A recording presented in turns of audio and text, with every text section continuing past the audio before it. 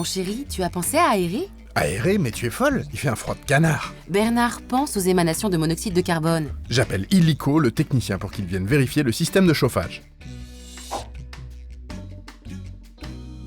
Chaque année, le monoxyde de carbone cause près d'une centaine de décès en France. Des comportements simples peuvent vous prémunir contre ces dangers.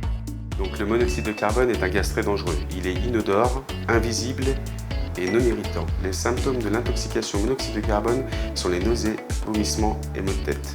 Dans ces cas-là, la première chose à faire, c'est aérer votre logement et prévenir au plus vite les secours, soit le 15 ou le 112. La production de monoxyde de carbone est souvent due à un appareil de chauffage mal entretenu.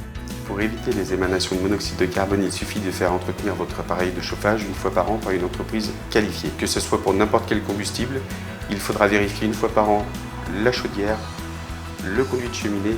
Les conduits de cheminée sont une autre source d'émissions de monoxyde de carbone. En plus de l'entretien de la chaudière, il faudra également faire le ramonage du conduit de cheminée. Celui-ci est obligatoire tous les ans. Il faut respecter attentivement les consignes d'utilisation des appareils à combustion indiquées par le fabricant. Il y a une autre source d'émanation de monoxyde de carbone, c'est les appareils d'appoint. Ne laissez jamais les appareils d'appoint marcher en continu. Enfin, Ne jamais boucher les ventilations des logements et ouvrir 10 minutes par jour toutes les fenêtres afin de ventiler la maison. Le monoxyde de carbone est invisible et inodore. Il se diffuse très vite dans l'environnement et peut être mortel en moins d'1 heure. il faut faire appel à un chauffagiste une fois par an pour l'entretien de la chaudière.